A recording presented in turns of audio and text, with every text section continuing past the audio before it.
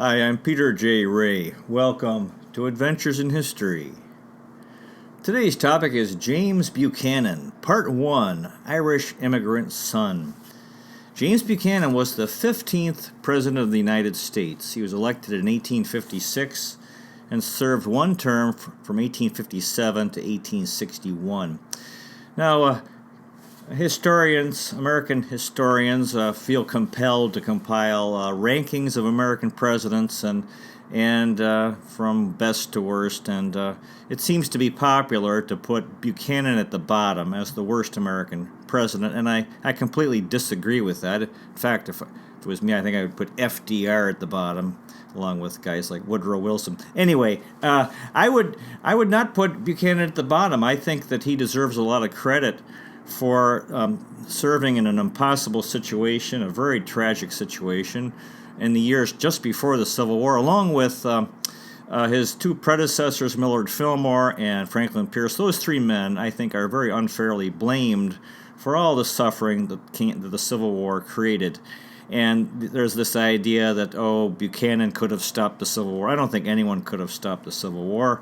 And you have to feel for the guy, like I said, this very, very difficult situation. He came from a very humble background. His father was an immigrant from Ireland, and James Buchanan worked hard his whole life.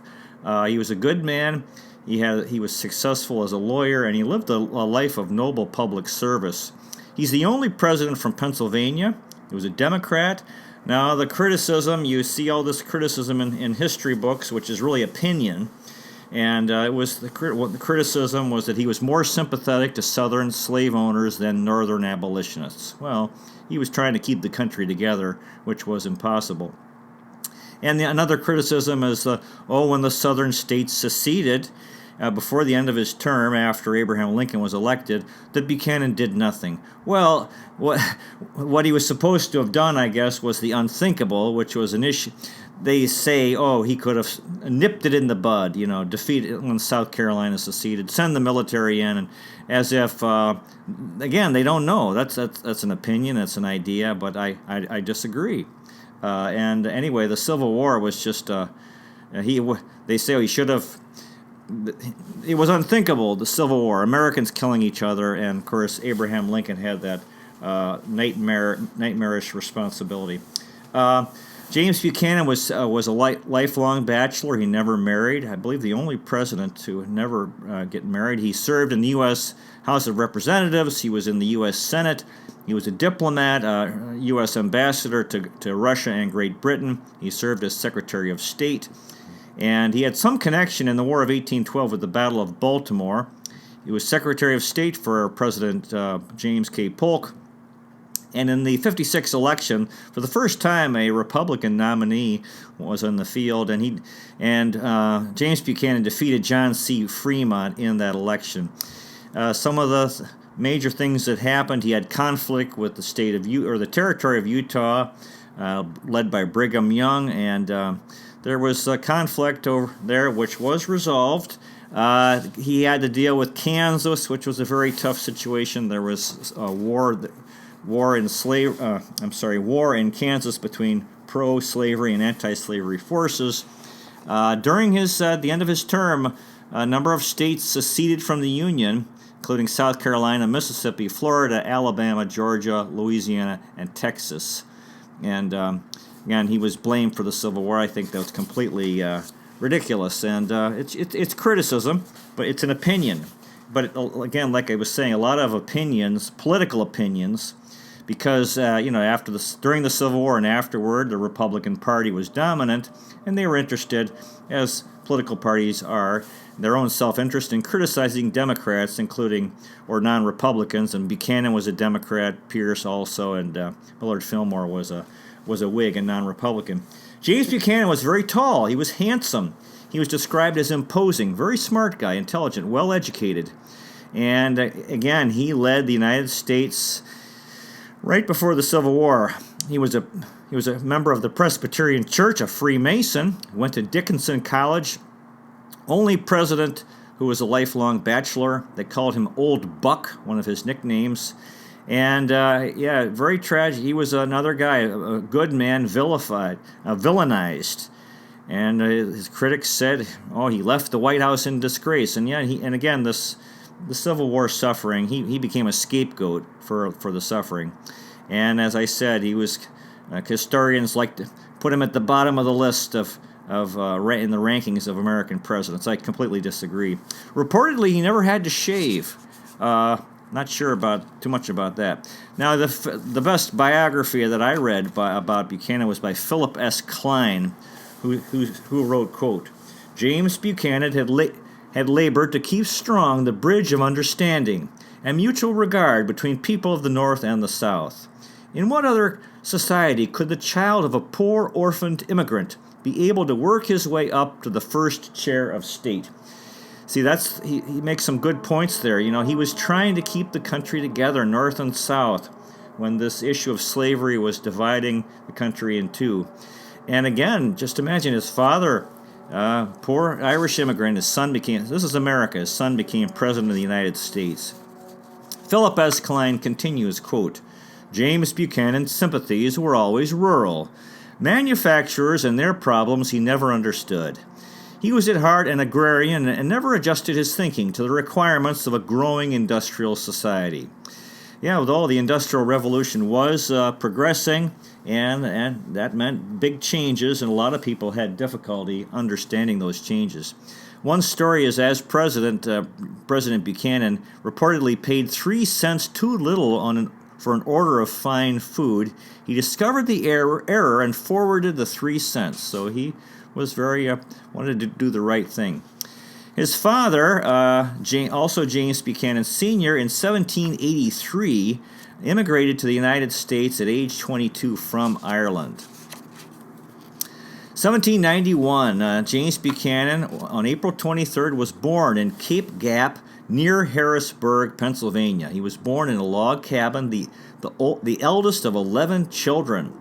His father was from Ireland, and his father was successful. He had a successful trading post in the Blue Mountains of Pennsylvania and built a brick house in Mercersburg, Pennsylvania.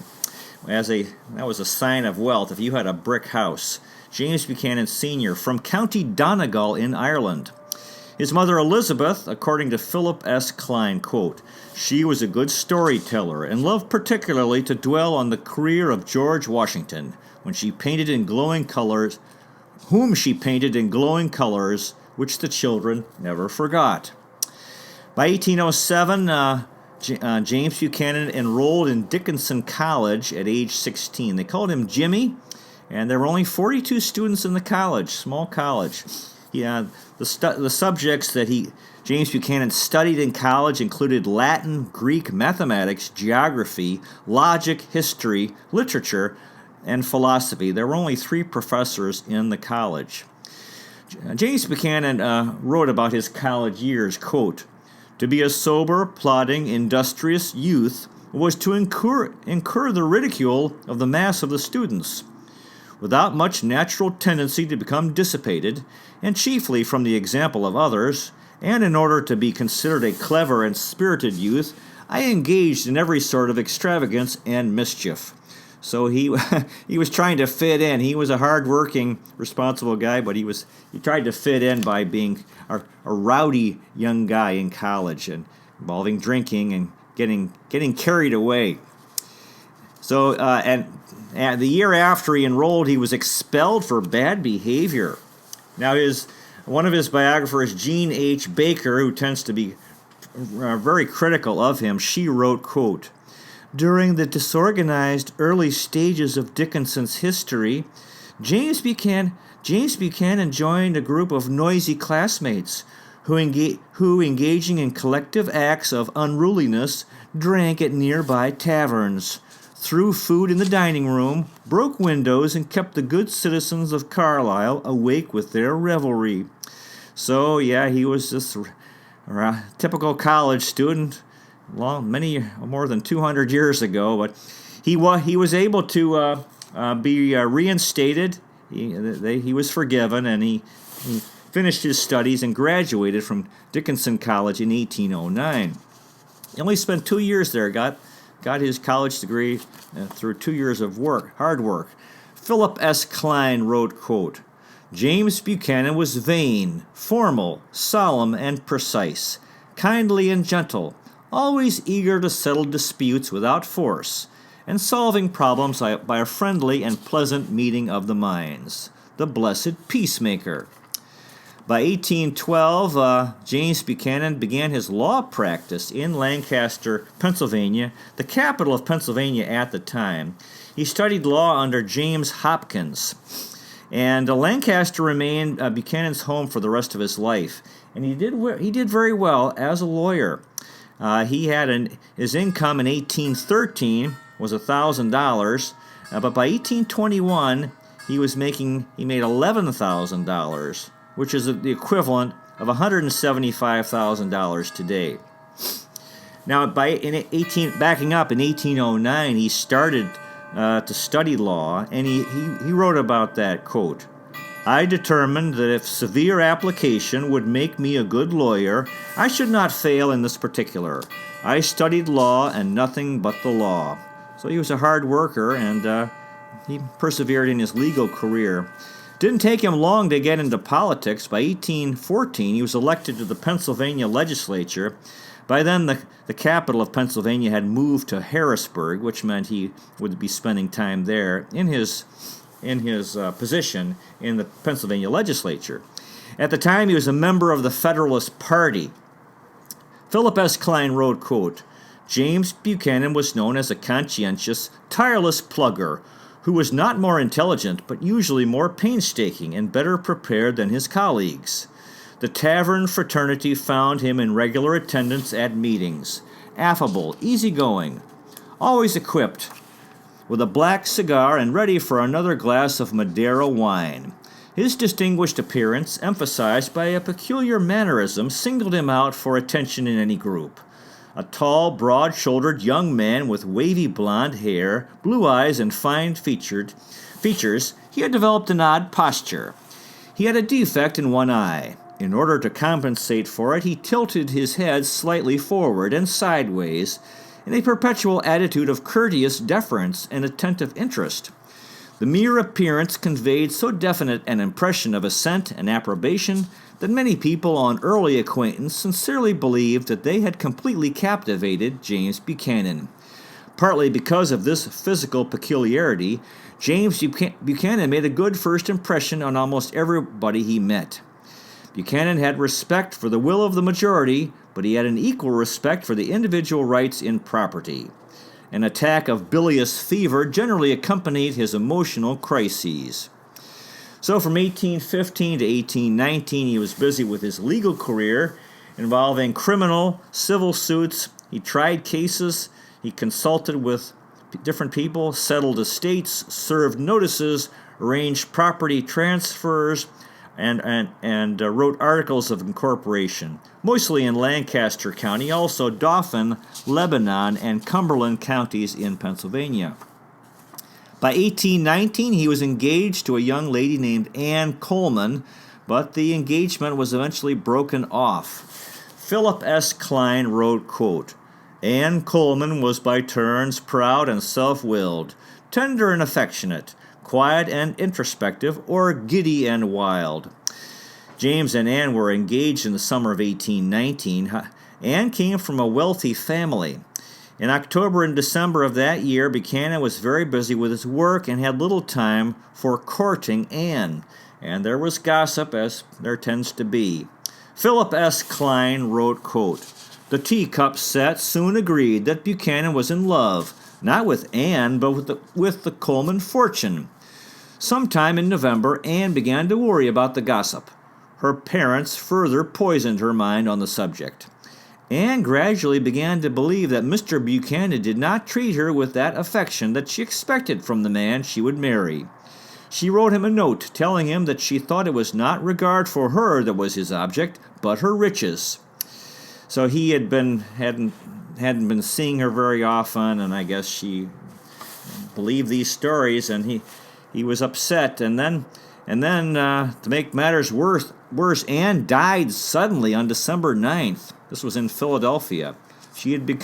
Apparently she had mental illness. She had depression and developed hysterical convulsions. The doctor said it was the first instance he knew of hysteria leading to death. So this was a real tragedy. Buchanan said, quote, "I feel that happiness has fled from me forever." He developed depression. Now, and perhaps out of that depression, some of the popular expressions for James Buchanan during his life were, quote, "Sufficient unto the day is the evil thereof." And another one is, "It is better to bear the evils we have than to fly to others we know not of." Well, so he did not get married and never did, and he was continued with his very busy legal career and serving in the state legislature for Pennsylvania. By 1821, he was elected to the U.S. House of Representatives from Pennsylvania. That same year, his father was killed in a carriage accident, and James Buchanan became the head of a family of impoverished nieces and nephews. So he didn't get married and have kids, but he had responsibility for a lot of people because as the oldest son. June 11th, 1821, his father was driving home, and in the driveway, the horse bolted. James Buchanan Sr. was thrown out of the carriage. His head struck the iron tire, and he died soon thereafter. So this was a really terrible. So James really was responsible for his siblings since his father had died young. In November, he traveled to Washington City to serve in the House of Representatives. 1821, it was said that Pennsylvania Avenue, the main street between the Capitol and the White House, was a morass of mud holes. Philip S. Klein wrote, quote, "The qualities which James Buchanan admired and tried to cultivate in himself were sincerity of purpose, full command of information, gentleness of address, and aversion to giving offense to an opponent, and utter fairness in debate." So you see he had these qualities of hard work and patience and respect for others, and good character. The summer of 1823, Buchanan was in Lancaster, Pennsylvania, and reportedly missed Washington City, now known as Washington, D.C. Philip S. Klein wrote, quote, "James Buchanan wrote that Lancaster was as dull as could be, and that, like the children of Israel in the wilderness, he longed after the flesh pots of Egypt." Pretty good biblical reference there. By 1824, the Federalist Party was dying out, and James Buchanan switched from the Federalist Party to the Democratic Party, in which he stayed for the rest of his life. Now, this was when Andrew Jackson was becoming very popular, and Gene H. Baker, his Buchanan biographer, wrote, quote, "Immediately after his arrival in Washington, Buchanan gravitated towards Southerners and away from New Englanders, whom he considered radical extremists. As a bachelor with time on his hands, he found Southerners more congenial, both socially and ideologically." Well, it is true. There is this charm among Southerners where they really value friendship and communication and being courteous and so forth, and good social interactions, and this was naturally attractive to Buchanan. Whereas Northerners, tend to be very busy and somewhat cold and so forth. So James Buchanan was busy with politics in 1825. Philip S. Klein wrote, quote, "The years of the John Quincy Adams administration were busy, tantalizing, frustrating, exhilarating years full of political promise. His planning was arduous, devious, and logical as that of a chess game. He worked single-handedly." So James Buchanan really was born for politics. He really got into the whole thing and obviously was successful in his work and his relationships.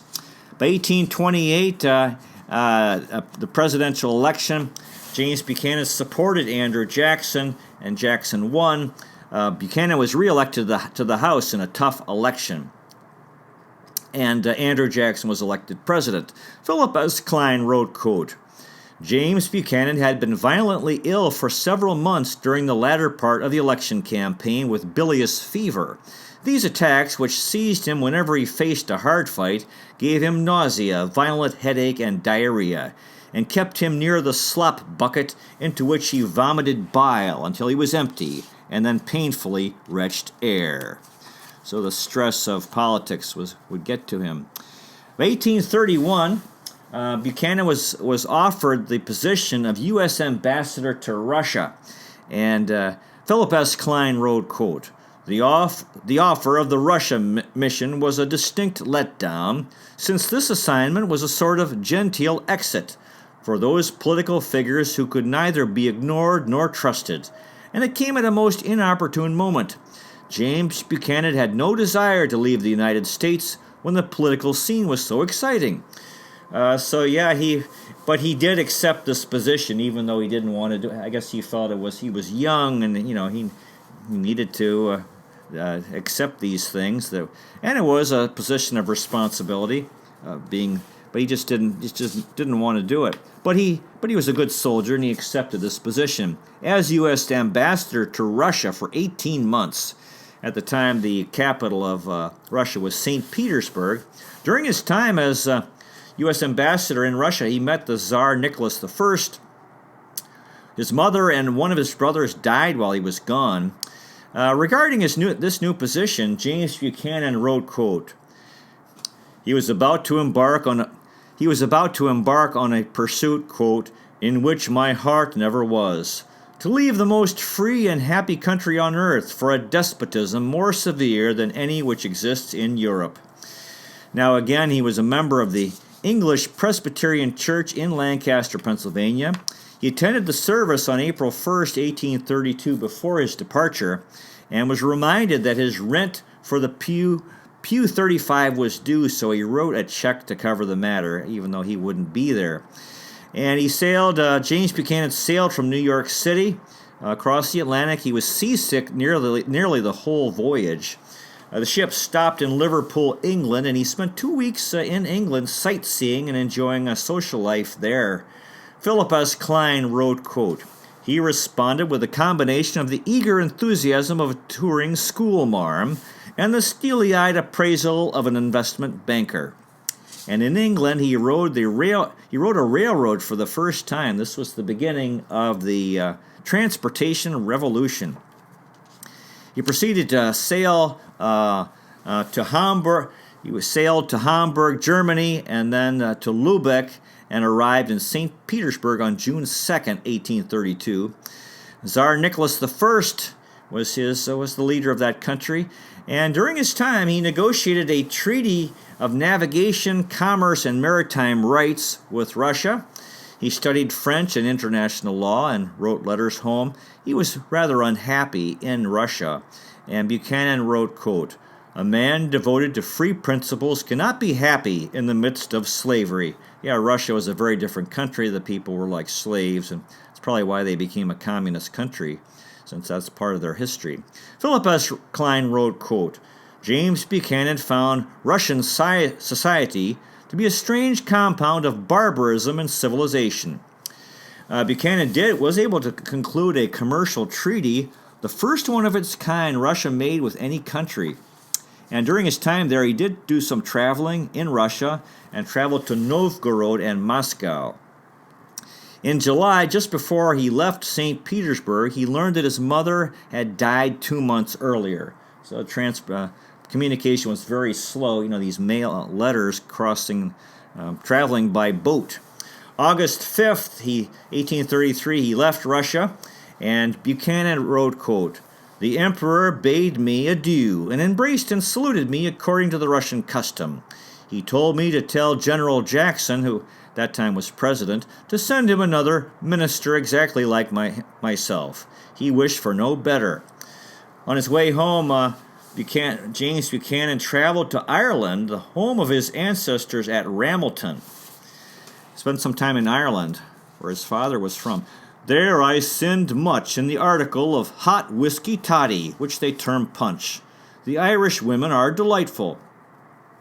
His ship, the Susquehanna, arrived in Philadelphia on November 24th, and when he got back, there was talk of him running for the U.S. Senate. 1833. The following year, he indeed was elected to the U.S. Senate from Pennsylvania, so his political career continued, and he served in the U.S. Senate for the next 11 years. He was reelected in 1836 and 1842. Gene H. Baker wrote, quote, "Through hard work, party loyalty, and residence in the second most populous state in the Union, Buchanan advanced in stature and position, moving up the committee ladder to ever more important positions and ever more national notoriety." Philip S. Klein wrote about Buchanan in 1836, quote, "James Buchanan always did things the slow way, the hard way, the sure way. He had no talent for the sudden, devastating move, the brilliant stroke, the daring gamble, or the quick quip, which bypassed a problem in a gale of laughter. Patience, acquiescence, logically contrived procedure, the appearance of consistency, refusal to make irretrievable commitments, and a ready willingness to capitulate in matters of minor political advantage. These constituted James Buchanan's political temperament." In other words, he was very good at politics, which involves human relations and getting along with people. And in 1837, James Buchanan said, quote, "This I believe. Providence has given to the American people a great and glorious mission to perform, even that of extending the blessings of Christianity and of civil and religious liberty over the whole North American continent. Within less than 50 years, there will exist 100 millions of free Americans between the Atlantic and Pacific Oceans. What, sir? Prevent the American people from crossing the Rocky Mountains? You might as well command the Niagara River not to flow. We must fulfill our destiny."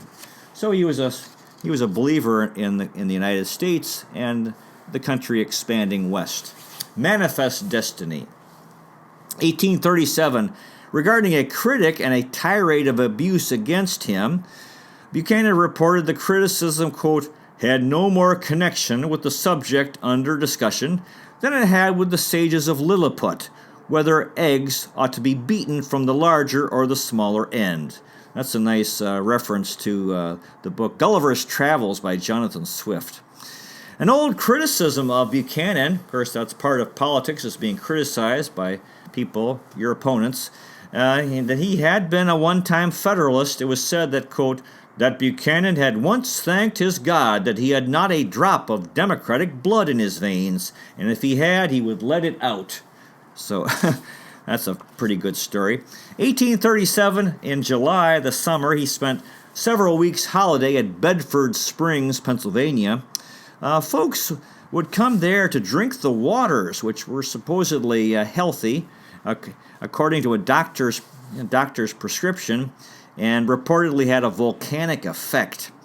In the afternoon, the folks there would sit in rocking chairs on the huge porch hotel, and they would promenade, in other words, walk back and forth and visit. Philip S. Klein wrote, quote, "In the evening there was dancing in the great ballroom with schottisches, polkas, and a new step called the hop trot, dubbed by some the rabbity hop. James Buchanan loved to dance and spent more evenings in society than he should have, considering the amount of work he had planned to do. But the ladies insisted, and he was always a willing respondent to a roguish eye." Philip S. Klein wrote about Buchanan in 1838, quote, "His family was like politics. He loved both and felt duty-bound to both, but their problems, demands, and feuds were ever on his doorstep. He had already acquired major responsibility for half a dozen young nephews and nieces, and if tuberculosis continued to afflict the family, as he feared it would, he would soon have a whole orphanage on his hands." So, yeah, even though he never married, he had all these children of his brothers and sisters, many of whom either died or weren't able to provide well for them. So he really had his hands full with his political career and his responsibilities for his siblings and their children. Well, that concludes today's presentation. Next time we will continue with James Buchanan Part 2. Thanks so much for watching. I really appreciate it. God bless you. Take care. and I'll see you next time.